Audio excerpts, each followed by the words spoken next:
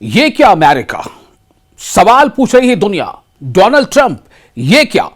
एक तरफ पूरा ईरान, और न सिर्फ ये कि पूरा ईरान, बल्कि ईरान से सहमति रखने वाला, ईरान से हमदर्दी रखने वाला देश का ही नहीं बल्कि दुनिया का कई हिस्सा, कई लोग, हजारों लोग, लाखों लोग अभी इस गम से दो चार हैं कि अपने रहबरे आला अली खामनेई को उन्हें सुपुर्द खाक करना है। उनका आखिरी रस्मात जो है वो लगातार अपने सिलसिलेवार आगे बढ़ रहा है। कई जगहों पर जो जुलूस जनाजा निकल रहा है, ईरान में भी कई शहरों में वो जुलूस निकाला गया, फिर इराक में चाहे वो नजफ हो, करबला हो। लेकिन इसी बीच अमेरिका से इतना भी सब्र नहीं हो पाया कि ईरान ने हमला कर दिया, ईरान पर हमला कर दिया अमेरिका ने।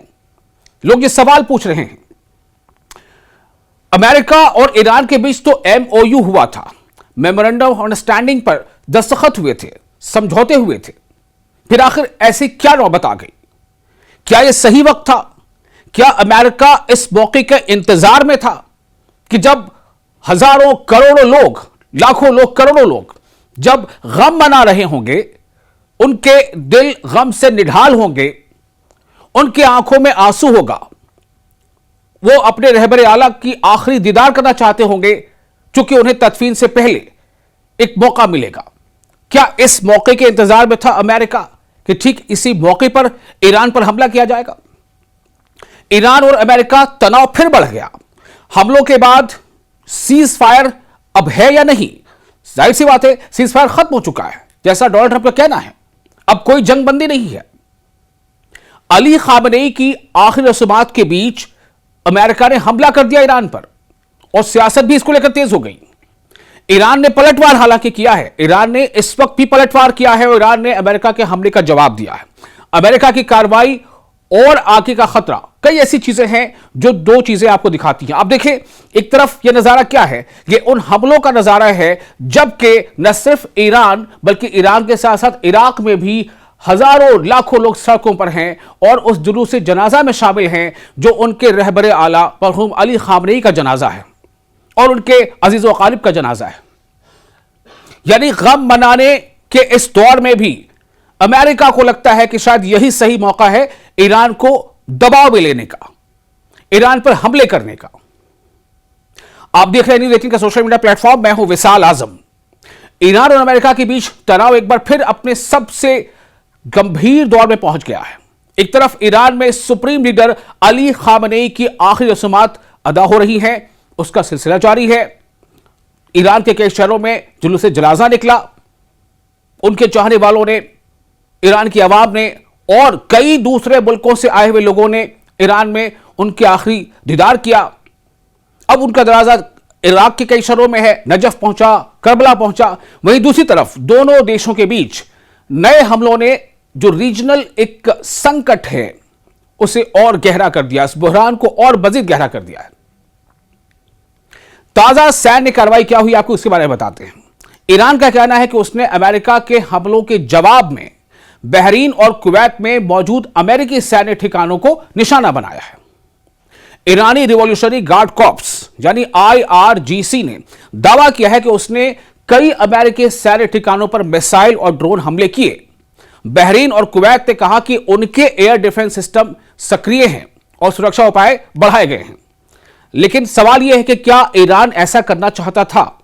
क्या ईरान ऐन ऐसे मौके पर जब उसके रहबरे आला रहे आयतुल्लाह खामनेई के जुलूस जनाजा में हजारों लाखों लोग सड़कों पर हैं, आखिरी रस्मात की अदायगी जल्द होनी है, क्या ऐसे में ईरान चाहता था कि वो अमेरिकी सैन्य अड्डों पर हमले करे? कतई नहीं चाहता था।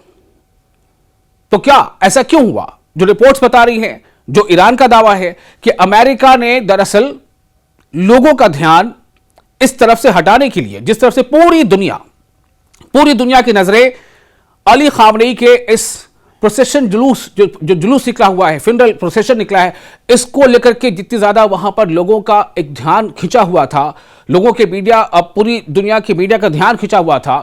तकरीबन 3000 के आसपास सहाफी यानी जर्नलिस्ट वहां इस पूरे इवेंट को कवर कर रहे थे।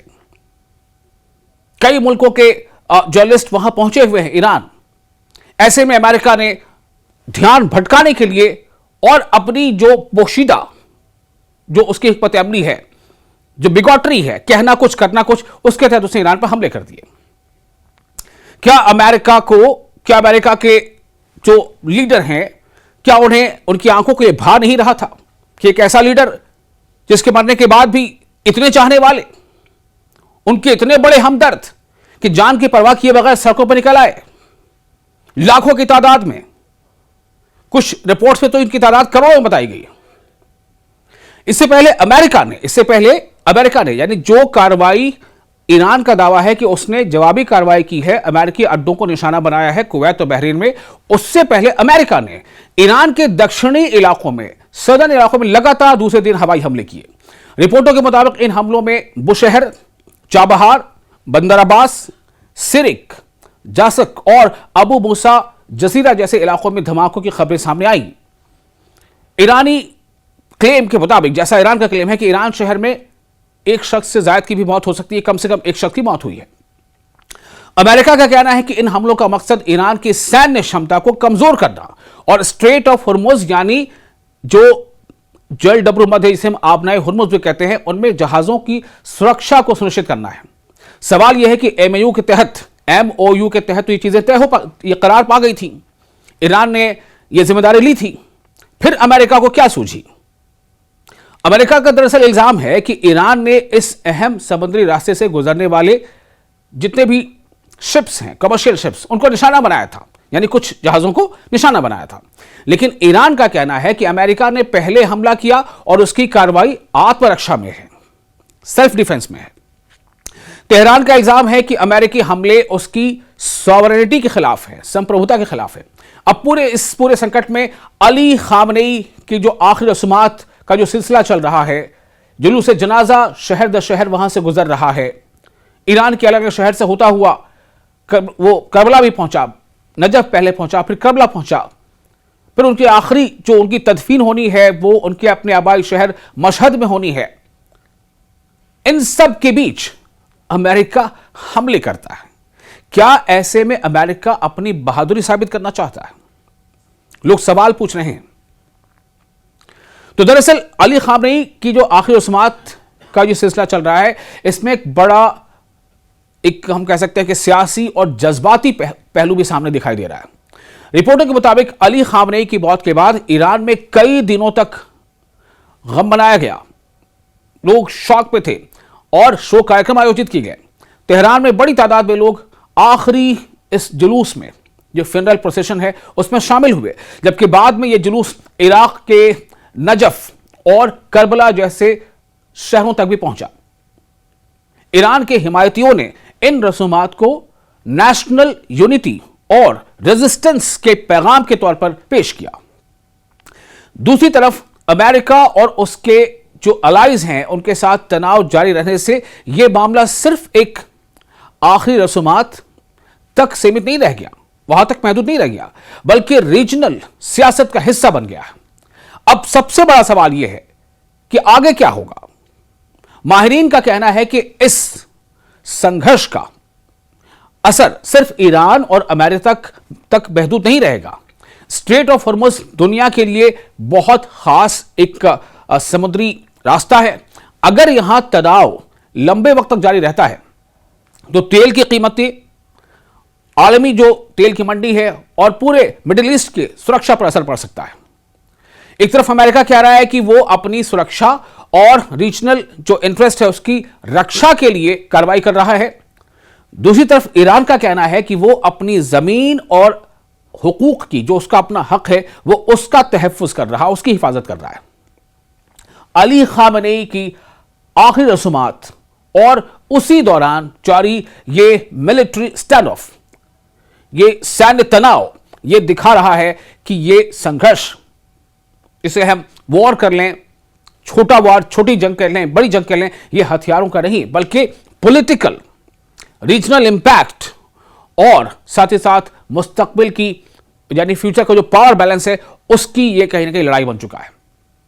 अमेरिका को शायद ये तकलीफ दे रहा है कि इतने दिनों के बाद भी, जिसे वो चाहते थे कि रिजीम चेंज करना, लीडरशिप बदलना, लेकिन उसके उलट ईरान की पूरी आवाम एकजुट और मुत्तहिद नजर आ रही है। और न सिर्फ ईरान की, बल्कि ईरान की इस लीडरशिप को, जो ईरान की आवाम का कहना है कि उन्हें शहादत मिली है उनके लीडर को, इसके हक में दुनिया के कई देश जो है वो उसके हक में नजर आ रहे हैं। तकरीबन 100 या उससे ज्यादा देशों के का डेलीगेशन तेहरान पहुंचा था आखिरी दीदार के लिए, इस फ्यूनरल प्रोसेशन में हिस्सा लेने के लिए। अब दुनिया की नजर इस बात पर है कि क्या दोनों मुल्क बातचीत की ओर लौटेंगे या फिर यह टकराव एक बड़े रीजनल वॉर का शक्ल अख्तियार कर लेगा। आपको यह वीडियो कैसा लगा? आप हमें अपने तासुरात, अपनी राय कमेंट बॉक्स में शेयर जरूर करें। आपका मेजबान मैं हूं विशाल।